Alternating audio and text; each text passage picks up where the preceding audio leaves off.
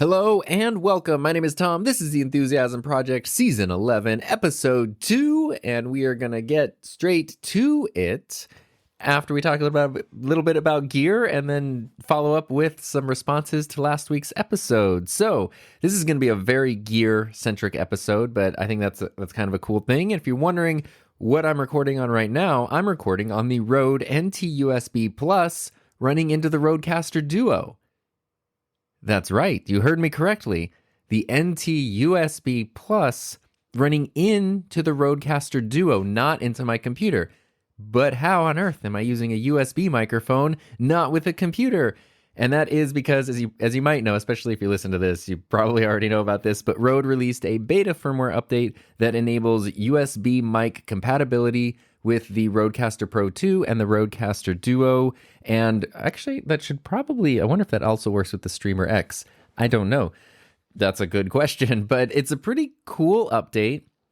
This is beta firmware on the Duo right now. I have not updated my Pro yet because just in case something goes wrong, I need something that's not running beta firmware. So I'm really hoping that nothing goes wrong with this recording because that would be an absolute bummer. But yeah, this is an update that Rode, I gotta kind of like compliment them for, because it allows you to use many Rode USB mics with the Rodecaster, with the new Rodecasters. It's pretty awesome. I'm using the NT-USB Plus, but you can use like the NT-USB Mini. You can even use video mics like the Video Mic Go 2, the Video Mic NTG. Basically any USB compatible mic that Rode has released since like 2019, it seems like, is compatible with this update. You just need to update the microphone first. I had a huge like hurdle getting the actual update on my Rodecaster Duo. If you ever wanted to know how to get into the beta program for the Rodecasters, it's quite simple. You just go to the About screen, and then where it has all your device info, like the firmware that you're running, you just keep tapping that. And it sounds weird. Like you just keep hitting your finger on the screen, and after you've tapped it about 10 times, it will switch into beta mode. And then if there's a beta firmware update, you can download and install that. And to switch out of beta mode, you just kind of do that same thing. Go back to that screen, tap, tap, tap, tap, tap, tap, tap, and then it'll switch you back into non-beta mode. And I think that's really cool. I'm really happy they opened up betas to other people. This one seems a little maybe less ready for prime time than some of the other betas they've released, because it was so hard to get it. I tried updating it via Wi-Fi, then I tried updating it through Rode Central, and it took me like 8 attempts. I thought I bricked my Duo at one point, but eventually it worked over Wi-Fi randomly. I have no idea why it suddenly started working, but it did, and that is now that's what I'm running right now, because I really wanted to try out the microphone thing. And then updating my microphones was super easy through Rode Central. You just connect them to your computer and the microphone will pop up, and then there's firmware updates and it takes like 2 seconds. That was very easy. And so yeah, the limitation you might have seen there is that you have to use a Rode microphone, not any USB microphone. I think that's fair. We're talking about, the Rodecaster. It makes sense that they're not going to just open that up to anything and everything. So I have no qualms with that whatsoever. The thing that I would kind of like give them a little hard time for is that the USB mic functionality, while it's awesome, is something they teased before the original launch of the Rodecaster Pro 2 back in like the spring, early summer of 2022. So it has been a year and a half almost at this point that they've been sort of teasing this feature, and now it's finally out. And, I know there's a ton of work behind the scenes, but it's one of those things where it's like either tease it and release it right away, or just don't say anything and release it when it's ready, because it's been like kind of a nightmare of people, at least me as like the person who got designated as Rode's unofficial tech support, which sometimes I don't mind, but I have been dealing with this issue of like, when will USB mics be compatible for the last almost year and a half, and I'm so tired of it. So I'm really, really glad that now there's an answer, and whenever this final firmware comes out, everybody will be able to use their Rode USB mics with the new generation of Rodecasters. And it's really cool, especially like that Video Mic NTG, like I mentioned, that's, several years old, 2019, I think, maybe even older at this point. It's awesome that also works with this update. So once you have your mic and your Rodecaster updated, the way that you use it is you plug the mic into USB 2. Has to be USB 2. You can only use one USB mic right now, not there's two USB ports. You can't use it in both. So use it on USB 2, and then it automatically detects which microphone it is on USB 2. So when I plug the NT USB Plus in, the little thing pops up that says NT USB Plus. And the processing is sort of weird. I can kind of go through here and I can turn things on or off, like compression or the aural exciter and the big bottom and stuff, but I can't fine tune anything through the Rodecaster. It all still has to be done through Rode Central. So the computer is still kind of a part of it. And then another weird thing is the headphone monitoring.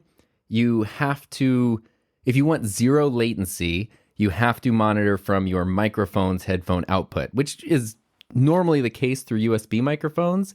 And then you also do still get to hear the Rodecasters audio. So, if someone's playing sound effects or there's another person on a microphone. But if you're listening, at least with the beta firmware, this could change with the final firmware. If you're listening with the beta firmware and your headphones are connected to the USB mic and somebody is talking on an XLR mic, there is a little bit of lag or latency there, which really shouldn't be an issue if you're just listening to somebody. But it is kind of weird. I don't know why. I guess you would be, if you're someone like me who switches between microphones a lot, maybe that's a very specific use case, then the lag becomes kind of noticeable. And right now I am monitoring directly through the Rodecaster Duo, but there is like the slightest bit of latency and lag in my monitoring that is very annoying. I'm doing that because I know I'm actually going to switch my microphone in a minute, but if I were doing that the whole show, this would drive me completely insane. But it is, again, a very cool thing that's possible, especially on something like the Duo, because now the Duo does kind of become a trio, right?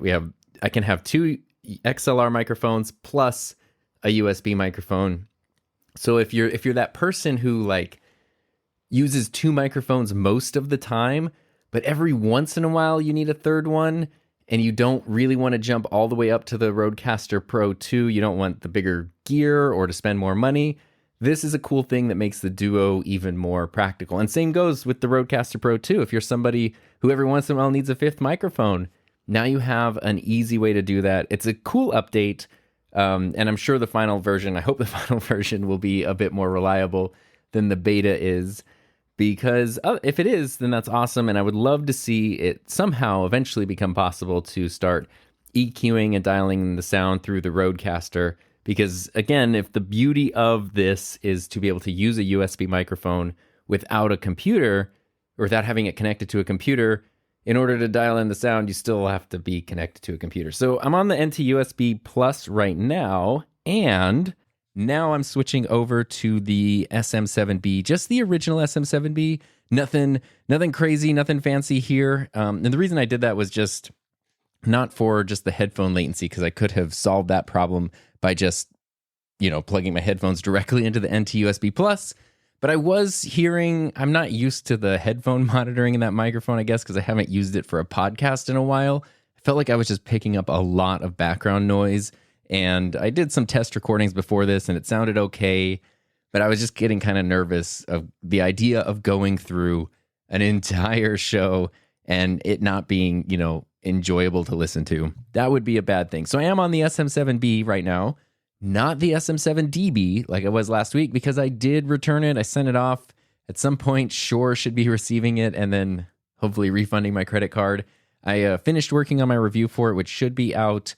Actually, I'm planning to put that out the same day this episode comes out. So that means it should be out right now if everything went according to plan. If not, then very soon. And that video ended up being a lot longer than I expected. The raw footage was way over an hour, and I condensed it down basically as short as I could get it, while including everything I wanted to touch on, and it is 37 minutes. So it's definitely a video that it's one you can listen to. You don't have to watch the whole thing. I mean, I worked really hard on it, so please watch the whole thing. But if you want to listen to it while doing other things, it's mostly my thoughts on the microphone, the situation with the SM7DB versus the SM7B, and then some sound comparisons. So you don't have to have your eyes glued to the screen the whole time to get the benefit from that if you don't want to spend the full 37 minutes. But it's a fun video. So if you want to do that, I would really appreciate it, because I worked really, really hard on it.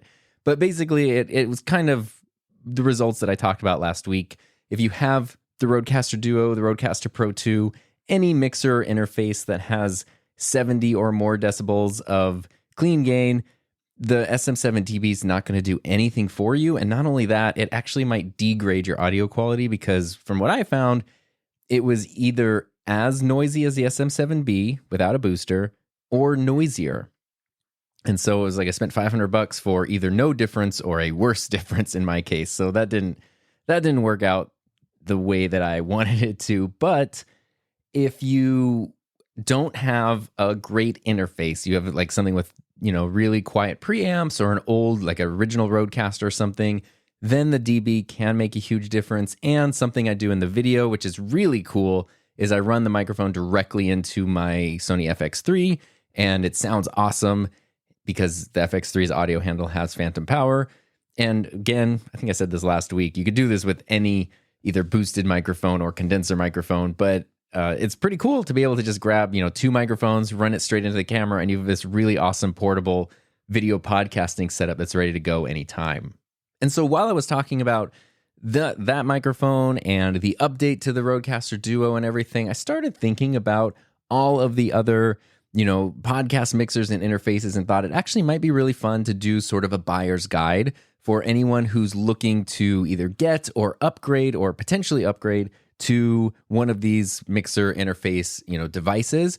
I would go through kind of the main ones, the ones that I've used and have experience with, and sort of just give my thoughts and sort of help steer you in the direction that I hope is best for you. So that's what we're going to end up talking about today. But before we do that, I do have an audio message from Ryan about last week's episode, which was the YouTube invalid views issue. And he is sharing a really interesting perspective that I was totally kind of unaware of, and it's sort of a different corner of the internet that I'm not a part of, but is experiencing very similar things. And I appreciate Ryan's point of view because he did a good job at putting an optimistic spin on things. So let's hear what Ryan had to say in response to last week's episode topic. Hey, Tom, this is Ryan. I have actually reached out previously, but I just listened to your recent episode about the YouTube invalid traffic thing, and I wanted to share a couple of thoughts to let you all know that you are not alone. I actually have a show in the reselling space, so about people who buy and then sell things on sites like Amazon, eBay, Etsy, and so on. And there's a very similar phenomenon occurring over there where sellers are having their accounts either having payments withheld or having their accounts suspended or in some cases canceled as potentially fraudulent or suspect, having listings deleted or hidden as potentially counterfeit or fake or whatnot. And I think the issue is that the AI that's doing this and the algorithms that they're using to identify these items, or in the case of YouTube, these videos, is just not quite up to the task. I always like to assume positive intent, and I feel like the sites, in my case, are trying to do the right thing and prevent customers from having to deal with suspicious, potentially fraudulent accounts or counterfeit merchandise. And in the case of YouTube, they're legitimately trying to protect the interests of their advertisers so that they're not being defrauded by paying for views that are not real people. The problem is, as I said, the AI just isn't up to the task. There's so much nuance there. And these sites are relying on this technology to evaluate these things.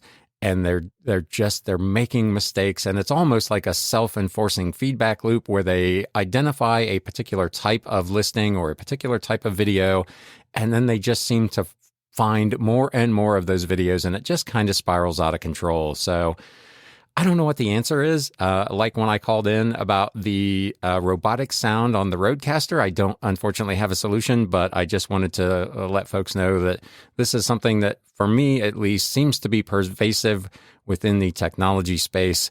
Hopefully it's something that they can figure out and get resolved sooner rather than later, but I'm not particularly hopeful at this time. So hopefully they get it resolved for all of us fairly soon. As always, appreciate the show. Listen every week. Keep up the good work. Thanks, man. All right. Thanks again, Ryan. Appreciate hearing from you again. I imagine that this kind of thing is also very frustrating in your world at this time of year, because I would guess that online reselling towards the holidays, probably, just the same way that ad revenue on YouTube tends to go up around the holidays, that is the time when, you could stand to make the most amount of revenue, and so anything that gets in the way of that is frustrating. But I think I agree with you that it's, well, okay. I think I agree with you. I want to agree with you that it's not anything nefarious, and it's essentially AI and algorithms run amok, and then people try to figure it out and dial it in. Because that is something, at least in the world of YouTube, the YouTube algorithm and giant quotes that people always talk about is not one thing. Like, I think a lot of people just sort of imagine like this big, math equation on a whiteboard or something, and that's the algorithm. But there are honestly many different algorithms, and they apply to different things, and they affect each other in different ways. And even the people developing them, so many people over so many years with so many different users and circumstances, nobody can quite predict how everything interacts and affects one thing or another. The thing in YouTube's case specifically is their lack of transparency on the issue. The fact that they absolutely refuse, even when people call it a bug and say like, hey, talk about the invalid traffic bug, they refuse to acknowledge it as a bug, to say that it's an issue they're looking into, which is, that I think that's very disheartening. And that's what kind of led me to think, okay, so you must be doing something on purpose then, and then found those articles about ad revenue, or YouTube getting in trouble with advertisers and needing to recoup some losses, and sort of, connecting these dots of YouTube needs to recoup losses. Suddenly they're doing something where creators are making a lot less revenue. Feels, kind of didn't need. It's like the thing I was thinking is like, if you had a roommate, say, and your roommate, like, say you accidentally saw a text message from your roommate that was like, or on their phone that said something like, give us the money or we'll break your legs.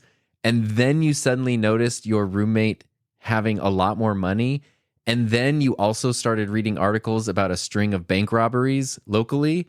It'd be hard for you not to connect those dots. And ultimately, like, the bank robberies could be somebody else. Your roommate could get more money because they got a promotion at work. And the text message could have been a joke from some friends or something about like a lunch tab that they owed money on. So it could all be explainable in different ways. But it also fits together in a way that kind of creates a narrative. And if they're not willing to explain anything to you, it's hard to differentiate that. The one update I have to the invalid traffic issue is maybe over the past week, some people, myself included, have noticed some of their revenue coming back a little bit.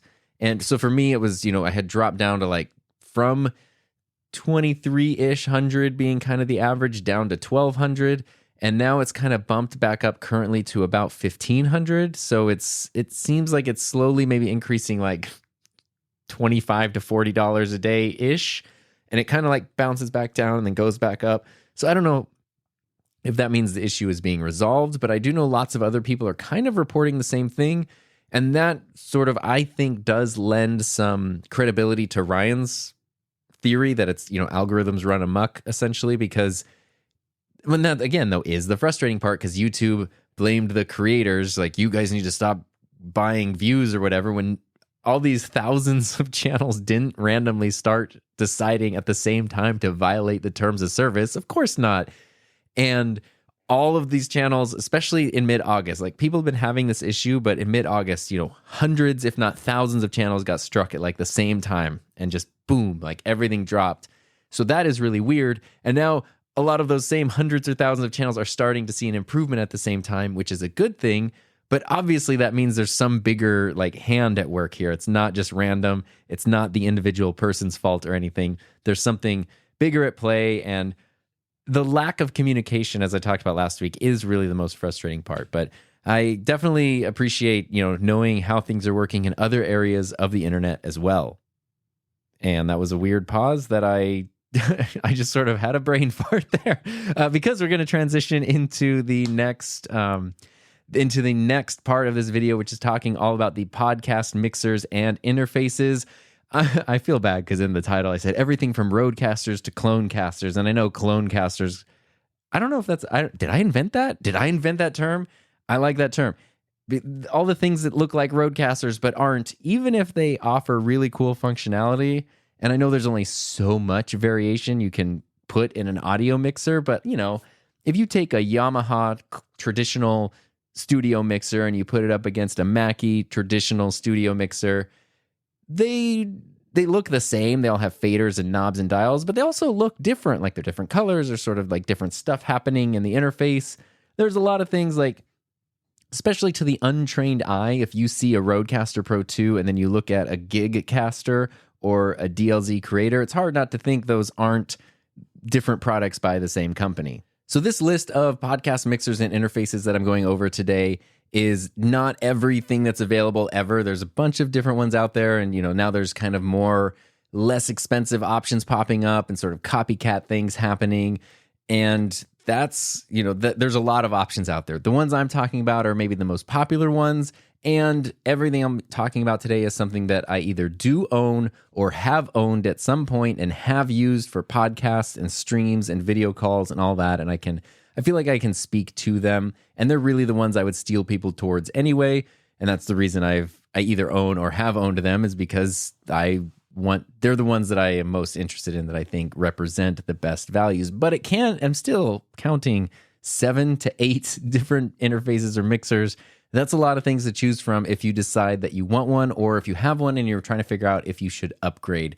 So I broke this down into what I call first generation and second generation podcast interface mixers.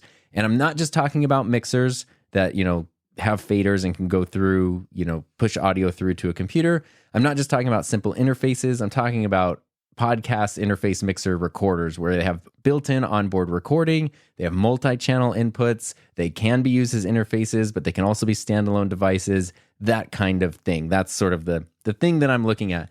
The first generation of those started with the Rodecaster Pro. The original Rodecaster Pro was the first one.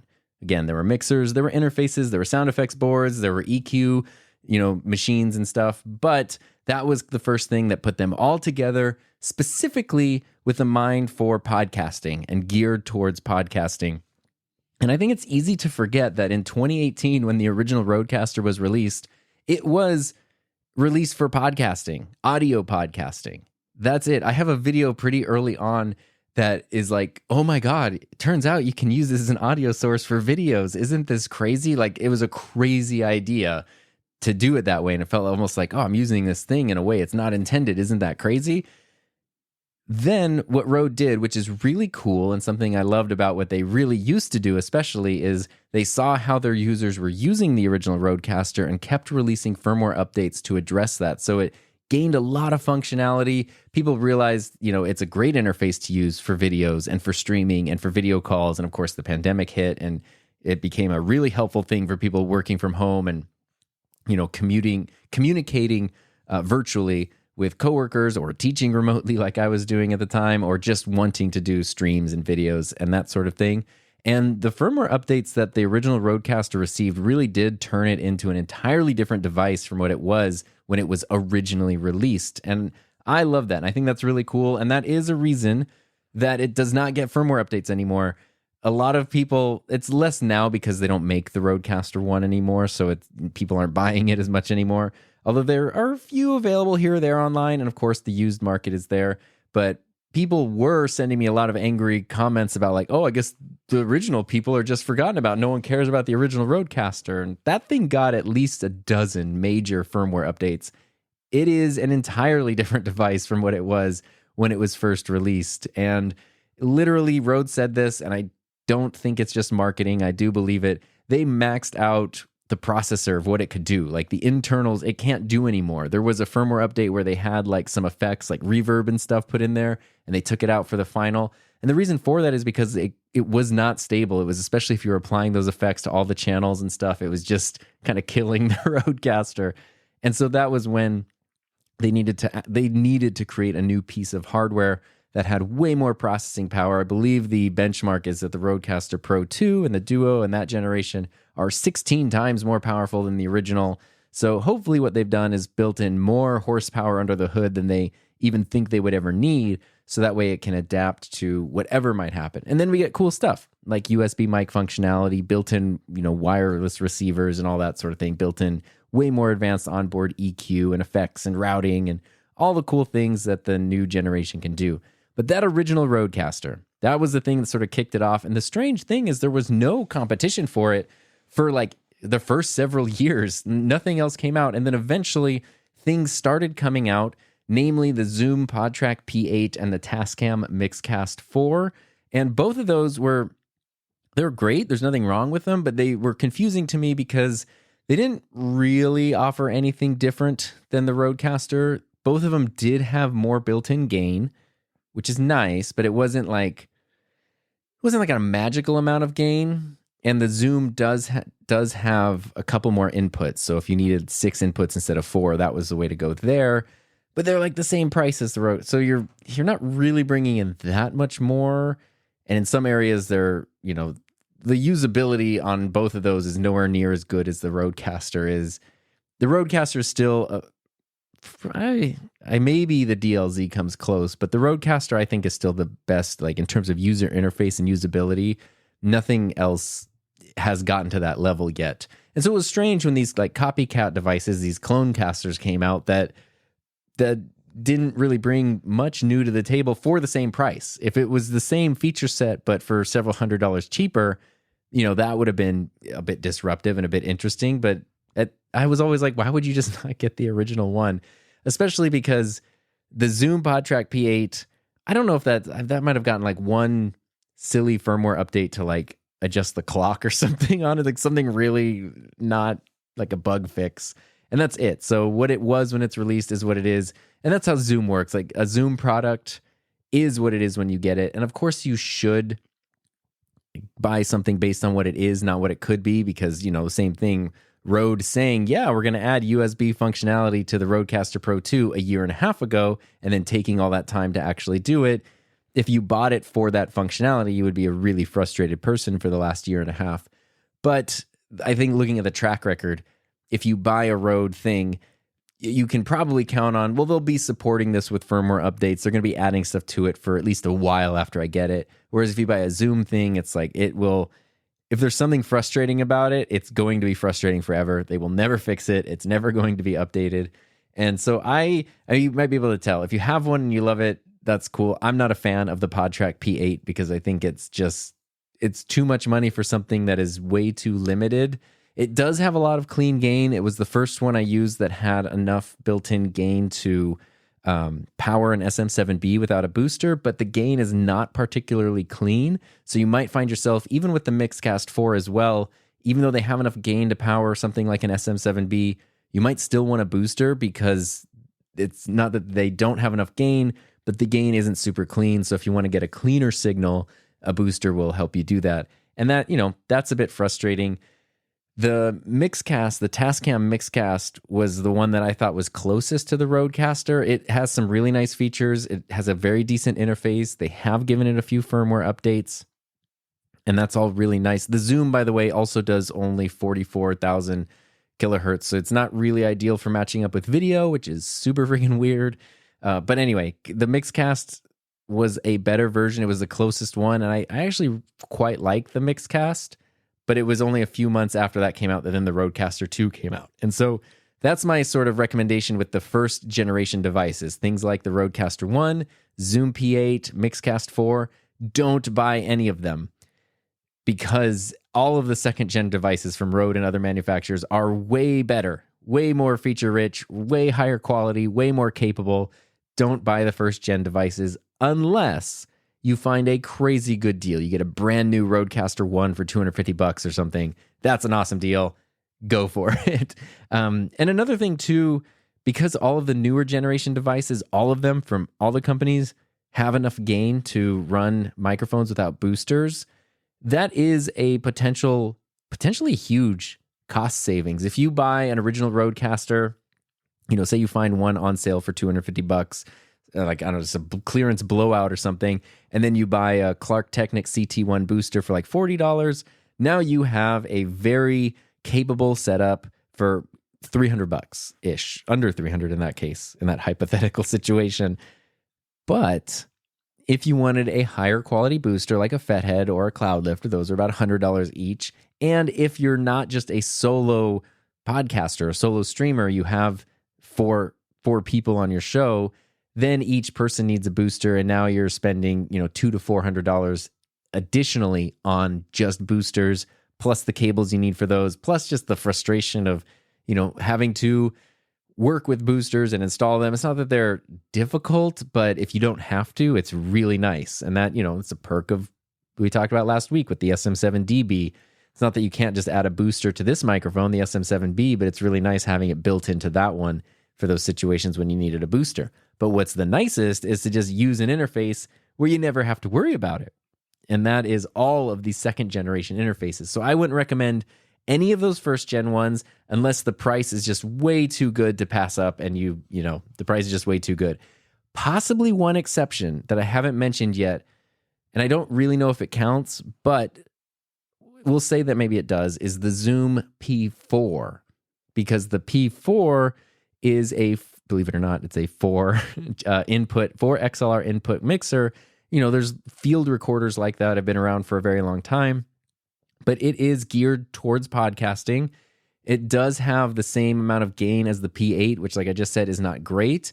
But when you then go, okay, oftentimes you can get that for under $200, and it's crazy portable. It is so small. So now, okay, are you willing to work with, some post-processing and some EQ, add in a noise gate or something, or a filter, or use Adobe Speech Enhance to enhance speech to fix that problem? Because now you have this very small, powerful podcast recorder.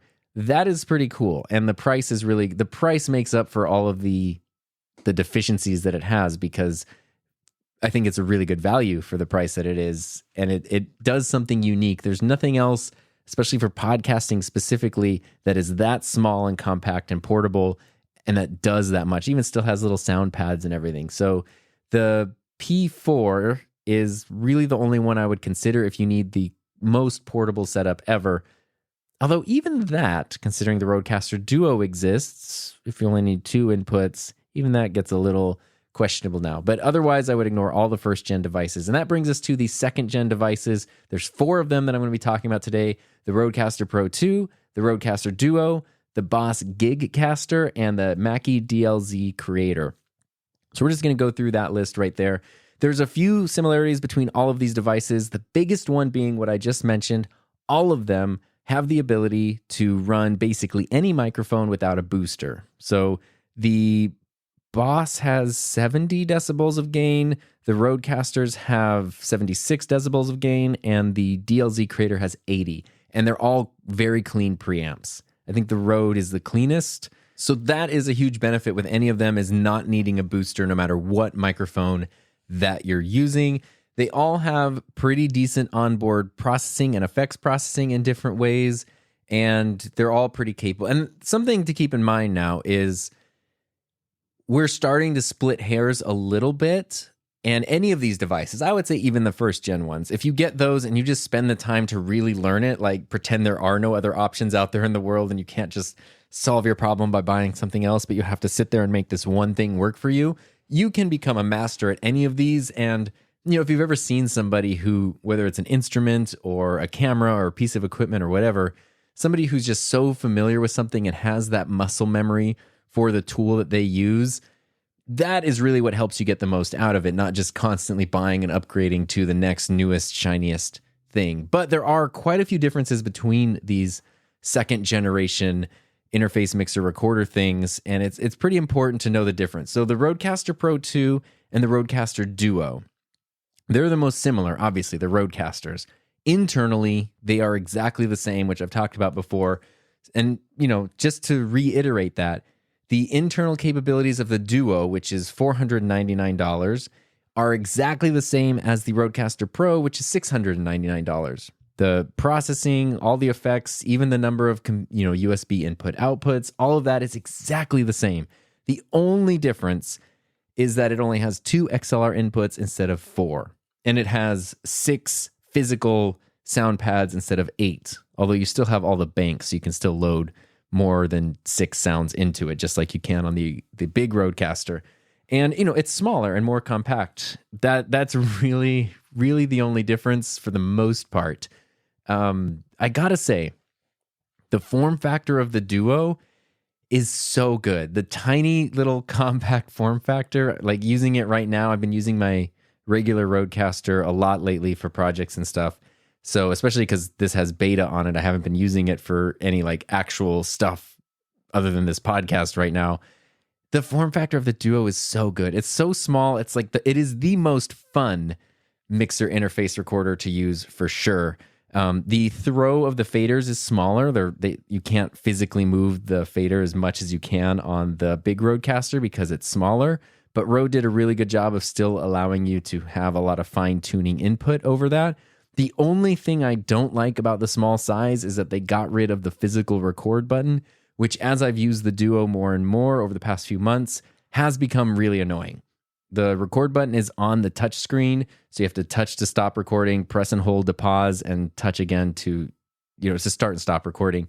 That is super annoying because sometimes you hit it and it doesn't either stop or it doesn't start, or it ends the recording instead of pausing the recording.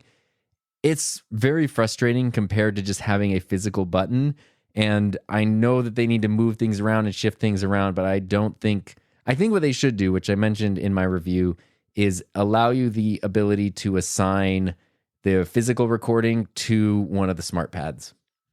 If they did that, it would solve the problem, because people who aren't bothered by the non-physical record button, it doesn't matter. And people like me who really don't like it, you can just assign to one of the smart pads and then you're done. And maybe even pin a smart pad, so that way as you cycle through your pages, you don't lose your record button or anything like that.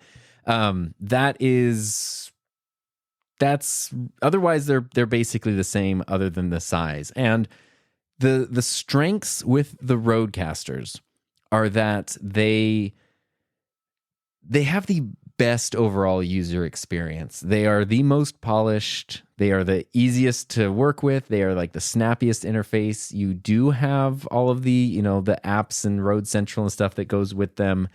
They are probably overall the most well-rounded interfaces.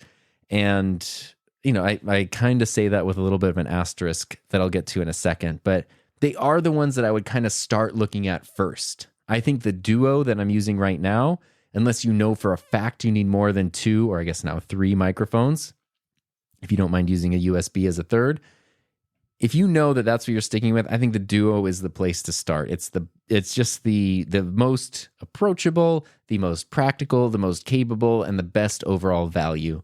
The Rodecaster Pro 2 is if you need more inputs and you kind of just need that bigger capabilities physically, not internally, then the Rodecaster Pro 2 is the way to go. But your experience using the device and working with the audio and stuff is really, really great. My only hesitation there is over the past, I think really since the Rodecaster Pro 2 came out, my personal feelings towards Rode as a company is I used to view them as like an A+ company, and now I kind of view them as an A- company. Sort of like I like them less now, because I've talked about this before, but the marketing first approach that they seem to be having, I think, is really bad for the company. Well, maybe not for the company. Maybe they're making more money. Bad for the customers for sure. And this is very subjective. This is not my objective, like which interface thing to buy. But the Rodecaster 1, like I mentioned, it came out for one purpose. People started using it for other things. Rode saw that and adapted with their users.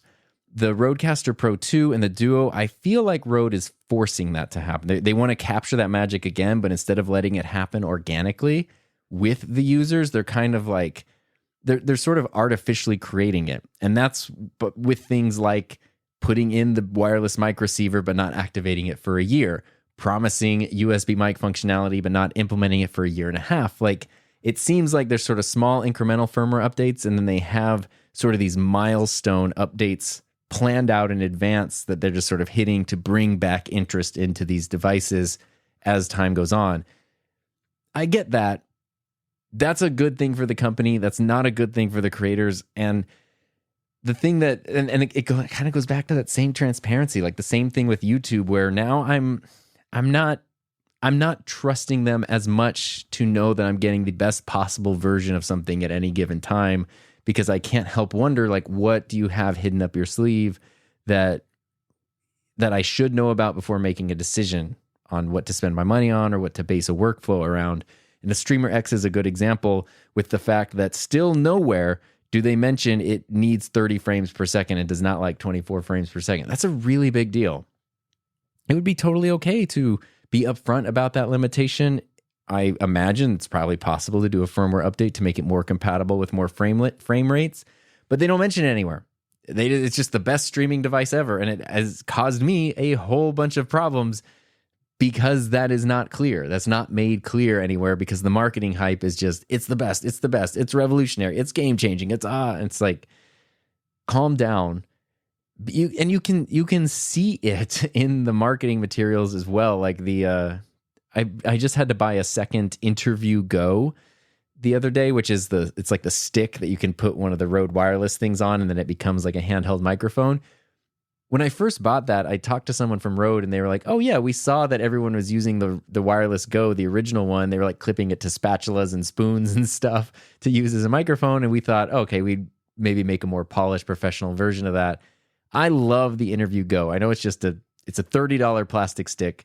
It's built surprisingly well. Like, it's heavy duty and usable. It comes with a windscreen, which would normally be like $15 or $20, and it works great. And literally, like, the box is just like interview, like mic holder for Rode wireless units, and it has a picture of like a lady holding a microphone. That is as crazy as their marketing got for it. And that's kind of how the original Rodecaster was too. Like, oh, record a 4-person podcast. It's awesome. Everything since then seems to be like, oh my God, like you know, the most insane, leveled up, crazy. And I don't like that because it's not true. And it's just not how the stuff works.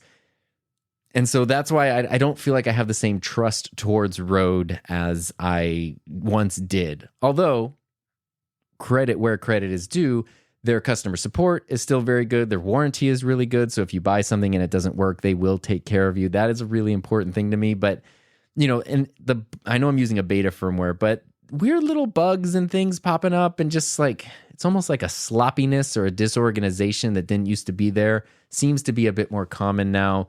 And so, you know, I used to be, if I needed something, I would automatically see, does Rode make that? If not, what else is available?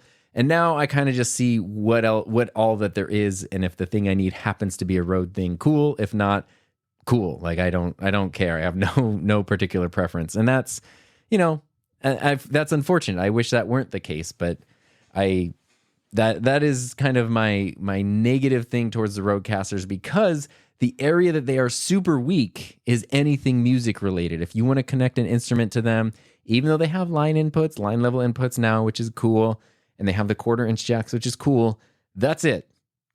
Even though the launch videos for the Rodecaster Pro 2 have all these scenes where people are like in a garage band recording an album and stuff, they have literally included nothing in the entire time since its release for musicians. There's not a single, as far as I'm aware, music-related feature that has been implemented.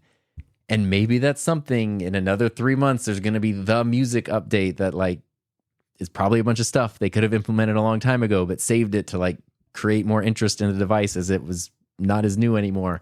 That is really frustrating, because when it was released, it was specifically like, this is for podcasters, streamers, and musicians.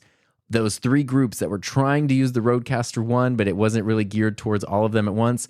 These devices are geared towards those 3 groups specifically. And it's done a great job for podcasters, amazing. Done an amazing job for streamers as well. Musicians completely left out, completely, entirely left out. And that kind of sucks. So that is the one thing. If you are a musician and you want to use this stuff for music, if you're looking for anything more than just a way to get like your guitar signal or your bass or whatever signal into your computer through an interface, that's about all the Rodecaster can do. Anything else, you're going to need something else. So that's kind of where I stand on the Rodecasters. Despite those sort of negative seeming comments at the end, I do think they're the best overall choices. Not perfect, but really strong. Especially the Duo is really fantastic. The next one to talk about then is the one that fills in that gap for the Rodecasters, and that is the Boss Gigcaster. There are 2 Gigcasters. There's the 8 and the 4, and I know it's confusing because the 8 has 4 inputs, the 4 has 2 inputs, 2 XLR inputs. But you know, they have other, it's always frustrating when mixers try to like, they sort of always like kind of exaggerate the number of inputs they have, because like, well, it's possible to then you could take this other weird adapter and add this weird source here. Okay, most of us are just looking at like how many XLR things you got. The Gigcaster 8, which is the one I have, has 4, so it's the direct competitor to the Rodecaster Pro 2 and kind of those standard mixers. And then there's the Gigcaster 4, which is the Duo. And they are priced exactly the same. So there's no difference in price, and that's where I really think Boss completely dropped the ball. They need to talk to their boss about that strategy, because if these were even just $100 cheaper than the Rode things, I think they would be very attractive choices. But it's weird that they're the exact same price, because the build quality, especially which is frustrating for a Boss thing, is fine, but it's not the level you would expect it to be. I would say it's not as good as the Rode devices. The interface is really clunky, incredibly clunky, especially because you find yourself scrolling through sometimes like 100 different presets and all these different options, and there is no physical wheel like on the Rodecasters to turn and navigate things quickly. It's all through like this kind of small, relatively low resolution, clunky touchscreen. The interface is not particularly pretty, but it gets the job done. And the thing is about the Gigcaster, when it comes to music and music purposes, nothing else comes close at all. Like nothing else might as well even exist, honestly. And that is what Boss and Roland, that's kind of their specialty, is they've taken all of that virtual amp modeling that they've been doing since the late 1990s, and they've smashed it all into this device now, which then it can be a podcast mixer, and it works fine for that. But if all you're using it for is podcasts, the Rodecaster is just a better experience overall. It can be used for streaming, so same thing. But for music, oh my gosh, nothing. I can't even tell you. Like, it's worth putting up with like that weird interface and some of the other little like design quirks and stuff, because it is so good. I prefer playing music through the Gigcaster. I'll try to do an episode this season specifically using it, so I can even maybe play some music during it and let you hear what it sounds like. There's zero latency, so you can easily like record and play everything. It sounds so good, and you can add in like you just have the whole library of like Boss effects pedals that you can add in, and you can change the order that they go in your signal chain. You essentially create like virtual pedal boards. You can add in all kinds of EQ and then dial it in very granularly, albeit in a really clunky way. You can still dial it in very granularly. And you even have the sound pads, same thing, like on the Rodecasters and stuff, but they can also then be assigned to effects pedals. So you can add effect, you can essentially use each pad the same way that you would use like the main trigger on a guitar pedal. And you can set them to do different things and affect things in different ways. And that's really, really cool. Or they can just be sound pads like normal. And they even do make, which I don't have, but would be fun to get, they do make foot switches for it as well. So as you're playing through it, you can use a proprietary foot switch to add in the effects and mix things around and change things up. Super, super cool. And that if you're a musician and you want to do music related stuff, first and foremost, the Gigcasters are 100% the way to go. Like, don't even try to make a Rodecaster work. Even the DLZ creator, don't deal with it. Go with the Gigcaster. And the reason I think it's so much better is because Boss and Roland have that like 25 plus year history of digital instrument processing and modeling. There's stuff built in there specifically for guitar and bass, but there's also some cool vocal stuff built in. And, there's just other cool, like effects and EQ, even if you just wanted to mic up some other things. Say you're using a microphone to mic a guitar cabinet or a drum kit or something, you can kind of dial that in a little more specifically than you can even just using a regular microphone on the other devices. And I think that history is their strength. And I do think that might be why Rode has not been able to do the music updates that they were expecting to. I mean, just nice things about it. Like from the home screen, there's a button on the Gigcaster you can press to just open up a tuner, a chromatic tuner. So you can easily tune your instrument and done, just right from the home screen. The Rodecaster you can't even tune an instrument. And you're connecting a guitar or bass, it's getting the signal. Can you at least tell me if I'm in tune or not? Maybe you can't do all the modeling and everything, but can you at least do that? No, the Rodecasters can't do that. The Gigcaster can. And I think that the limitation is that while the Rodecasters have probably even more processing power than the Boss does, Rode doesn't have that library of virtual amps and effects and all that stuff. And I think this is just like with the YouTube stuff, this is just my speculation. So I think that means Rode has to either develop that stuff from scratch, which I imagine is incredibly difficult to do and time consuming and expensive. And I don't know how many of their users, I don't know if it's worth the cost for them to do that based on the user base, or they would have to license it from someone, or like, buy a company that produces that stuff so that way they can incorporate it into their devices. And I have a feeling that might be why there has been a delay in more music related capabilities. And it would be kind of sad, because that was my thought with the Gigcaster was, okay, this is worse than the Rodecaster in every way except for music, where it's exponentially better. All Rode would need to do is come out with a major music update and it would kill the Gigcaster line. And they haven't done that. The Boss units have been out now for 7 months or so. For a while, nothing from Rode happening. So I feel like, okay, their silence is kind of speaking volumes here. I don't think they really can compete musically with Boss and Roland, because they would have at this point. And it's almost like it would be sad if Rode came out with like, here's, a clean guitar amp and a distorted guitar amp with some basic processing or something. It would almost look sad compared to what the Gigcaster can do. So, and once as much as I said the interface is bad and clunky, it's bad and clunky if you're coming from a Rodecaster. If you've never used any of these devices, or maybe if you've used other Boss digital stuff before, it might feel more familiar to you. It might not be as bad and clunky because you don't know what the other things are. And once you use it, like if there are times where I only use the Boss and I don't touch the other stuff for like several days or a week or something, you start to get used to it pretty quick and you can adapt to it. And some stuff is annoying, but it's just sort of like, it is what it is. If I want these really great sounds, I have to deal with, the biggest annoyance is you have long lists and long settings and specific things to dial in, but you don't have a physical dial to scroll through the list or adjust the effects or the EQs. You only have the touch screen, which is not like the most responsive, the most high resolution. And that's kind of frustrating. If you could use maybe one of the headphone knobs or something to turn and physically like dial through the menus and adjusting, just like you can on the Rodecaster Pro 2. They have the physical dial that lets you go through everything. That would be really cool.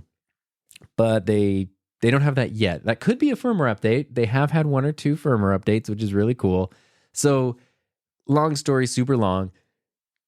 If you're a music first person, look at the Boss Gigcaster, because even with its limitations and its frustrations, it is so good for music. And it can still then help you out with streaming and do your podcasting stuff as well. But if you're primarily music, that's the way to go. And that leaves us to the very last one, which is the Mackie DLZ Creator. So everything that the Rodecaster Duo does, the DLZ kind of is the opposite. It's bigger. Literally the display on the DLZ, I'm looking at it right now, is roughly the same size as the Rodecaster Duo. Not the Duo's display, but the whole mixer itself.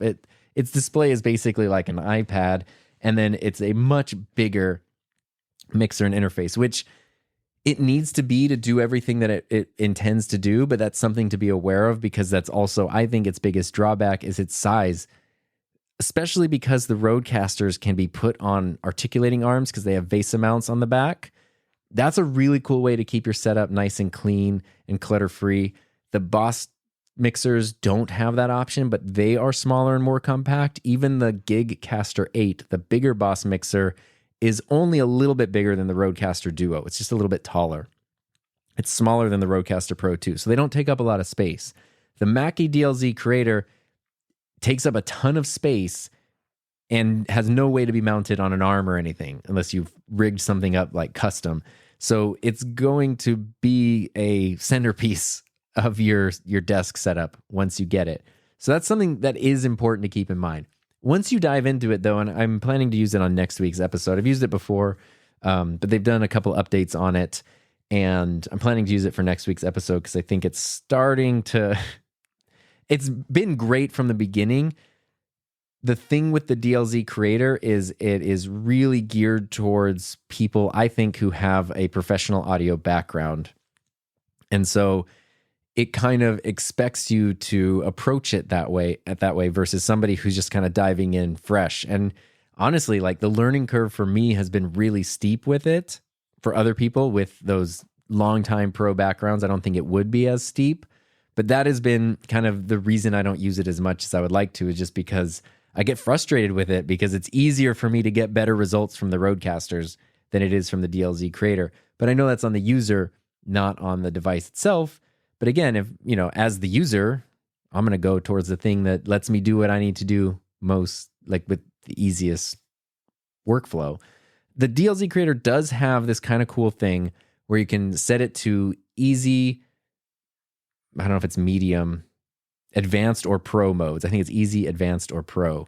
And it changes the options that you have. So if you are a total newbie to this kind of thing, you start with easy, and then you can turn on the advanced stuff and then turn on the pro stuff as time goes on. So you can I think that's their thought, is they can take a newbie, make it approachable, and then let them kind of level up over time. Although I don't know how effective it would really be at teaching you everything. The thing I have to say about the DLZ creator is it has the best documentation and user guides of any product I have ever used for anything ever, like audio related, not audio related, whatever. Rode, as much crap as I give them for their marketing and for the fact that everything you get with it just talks about how great it is, they do have really good product info pages on their website. So if you can go to the Rodecaster Duo page and learn kind of everything there is to need to know about it, get support, get documentation, all of that is there. The Mackie DLZ creator comes with a great book that is written in plain English, like really easy to understand English for even advanced concepts, and is very like, every time you follow the easy step-by-step process to do something, you get the correct results. You get the expected results, I should say. It's really, really nice. They also have, of course, a nice online user guide as well. And they have a built-in user guide. So there's kind of a cool little help feature tutorial kind of thing built into it, which is really nice. It's definitely the most comprehensive overall user guide experience I've ever encountered. And it's the easiest to understand, again, just by far. And once you dive into the DLZ creator, it is really great. The highlight feature being that giant display that you get to work with, because it's not just like, what if the Rodecaster had the same display but bigger? It really lets you, when you go into to adjust in the advanced mode some of the EQ on your sound, you have this giant, it's like working on a computer, like a computer workstation. You have this giant display. You can really fine tune things. They did a really good job of kind of being a hybrid between how you interact with it with the Rodecaster versus the Boss. So the DLZ creator only has 4 knobs on it, and they're the 4 headphone knobs. The Boss Gigcaster has 4 headphone knobs. The Rodecaster has 4 headphone knobs. The Rodecasters also have an additional knob that is like the quick menu, quick select knob thingy. The Gigcaster, when you go into the menus, there's nothing. You just have to use your finger to like navigate.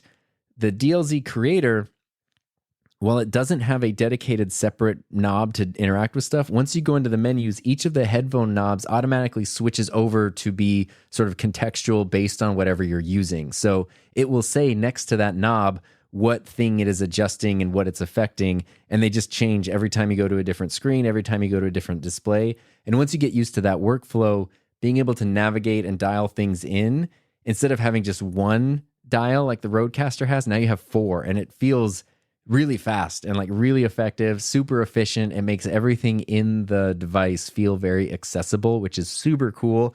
They do have an Ethernet port on the back, just like the Rodecasters do. But right now, the Rodecasters, this is again one of those things I have a feeling Rode is saving, but the Rodecasters only use their Ethernet port for like connecting to the internet to do firmware updates, which I know can't be the only reason that exists. It's way too much hardware and engineering to put in there for that stupid reason that you can do via Wi-Fi or USB anyway. The DLZ creator has that, and they just came out with an update that now lets you use NDI via the Ethernet port. So it basically means you can take the audio from the DLZ creator, either to it or from it, and broadcast it to other devices on your network, which is crazy. You can use it as a remote device, either to receive audio or send audio to anything on your network, which is pretty darn cool. And I haven't seen anything else actually make use of that yet. So I kind of think they might have stolen some thunder from Rode there, because some thunder from down under, because Rode is Mackie Australian. They're not, only Rode is. I feel like they kind of did sort of steal a little bit from Rode there. And that way of working with the DLZ creator is what makes it shine. There are a couple strange things here, though, which is that the Rodecaster Pro 2 and Duo have the most robust I/O, like input-output ports, especially considering there's 2 USB ports. There's just more. The DLZ creator surprised me that it's got 1 USB. It still uses a micro SD card despite being a massive device. And I feel like it should have more because it's a bigger, more pro device, but it has less I/O than the Rodecasters do. And one big difference too is its power switch is just a rocker on-off power switch. People hate on the Rodecaster power switches because they're sort of these like mushy buttons, but there's a reason that they are mushy buttons. And I agree that they don't feel great. If you've pushed a Rodecaster Pro 2 or Duo's power button, it doesn't feel great. But the reason for that is so they can't get pressed accidentally. And then you have to press it twice to turn it off, of course. And they feel terrible, but you can accidentally bump into them all day long and it won't actually affect the power button. The Mackie DLZ creator, with the rocker power switch, I have accidentally turned it off in the middle of a recording on more than one occasion, because it doesn't take much, either someone on the other side or you kind of like push it up against, your computer monitor stand or something, and it just taps the power button and now everything is off in the middle of the recording. It's really scary. Like it's kind of a potential problem. So if you've wondered why Rode's power buttons are so mushy and terrible, there is actually a reason behind it, and the reason works really well and protects you. And when you don't have that on other devices, it's very not satisfying. The Rodecaster 1 had kind of like a better power button, I guess, but it was still possible to accidentally bump it twice and turn off the device. The odds of accidentally hitting it twice are pretty small. Same with the Boss Gigcaster, has the same style button as the original Rodecaster. The newer Rodecasters, it's essentially impossible unless you unplug them to accidentally turn them off. And that's a really, really important safety precaution and safety feature. The DLZ creator also is the most expensive of these devices. So the Rodecaster Pro 2 is $699. The creator is $799. So they went in a different direction. Like, they are Mackie, which is funny because they're usually known for being relatively budget friendly and accessible. With the DLZ creator, they specifically went with like the intent to target a more premium, higher end, expensive customer and market. And they're not trying to undercut the Rodecaster. They're trying to, I think, essentially address all of the complaints and limitations that audio professionals have felt with the Rodecasters in another device. And if you watch the reviews on the DLZ creator, it seems like they have succeeded at that. A lot of people with those backgrounds really like it and really love the flexibility. It has some awesome stuff like the ability to just auto adjust your mic for you. It can listen to you and then just adjust all your levels and everything perfectly, which is really nice. And another thing that it can do is it has auto mix. So if you have your level set and you have different inputs, but people kind of start talking at different volumes, or you mix in music or whatever, it can just on the fly, like very effectively, automatically mix things together to keep them sounding great and even, which is really cool and really, really helpful. But it also has some incredibly weird, clunky things to it. So the reason I don't use it more is I have a little bit of like side eye towards reliability. I have had issues where I've stopped recordings, I've done everything, and for some reason it does not finalize my recording. And so after 90 minutes or more, sometimes I end up with this thing that's like not a usable file. Fortunately, I've been able to fix that just by changing the file extension.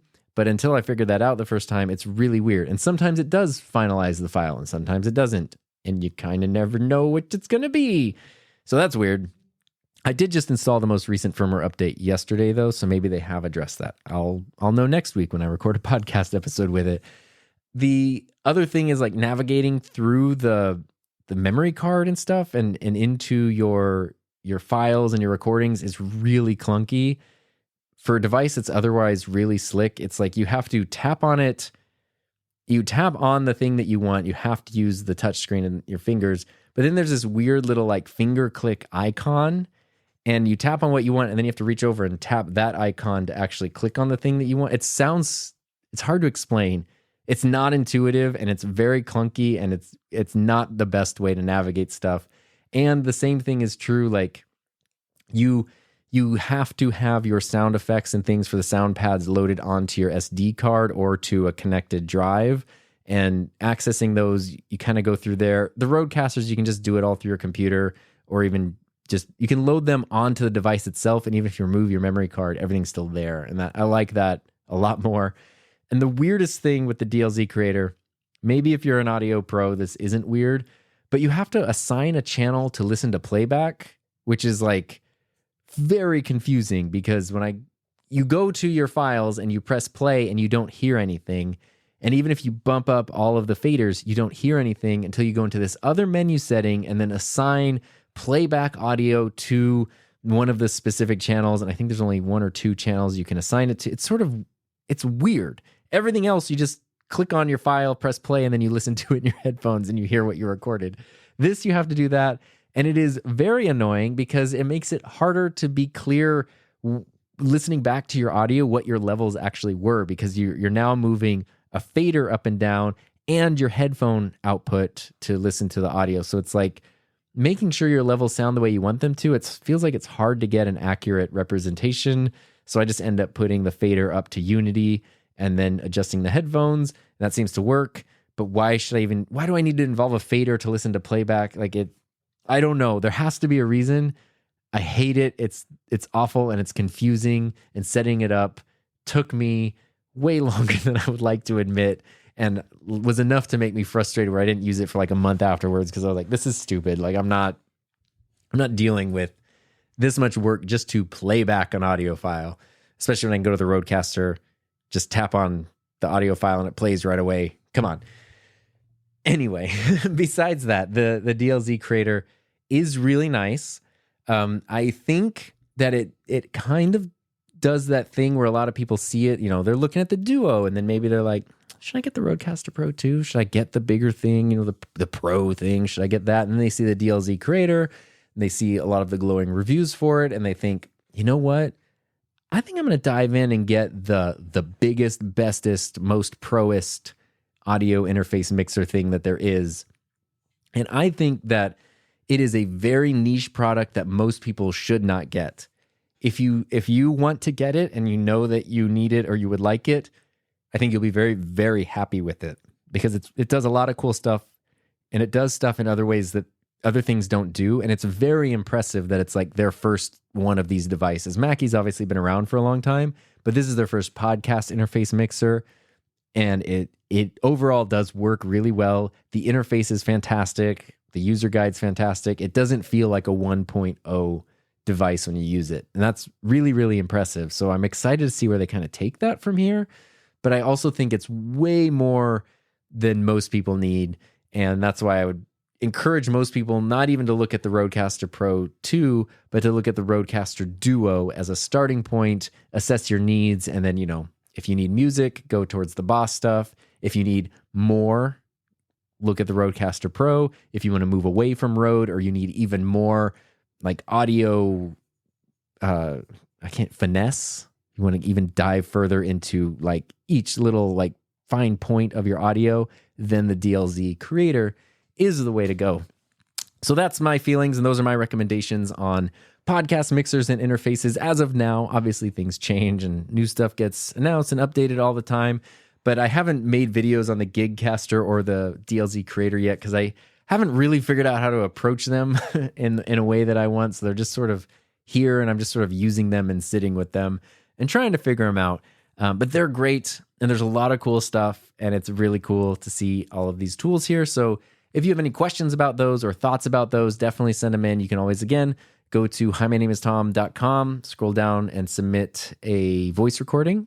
via that link right there that says leave a message for the podcast, or you can always send either text or an attachment of a media message to tom@enthusiasmproject.com, and I would love to hear what you have to say and include it in a future episode. So that being said, thank you for listening. If you want to support the show, go to patreon.com/tombuck. Check out the different tiers, which are so great they will leave you in tears, and sign up to support the show. Or the best way to support the show is just to listen again next week. So I hope you have a safe, happy, healthy, fun rest of your week, and I will see you next time.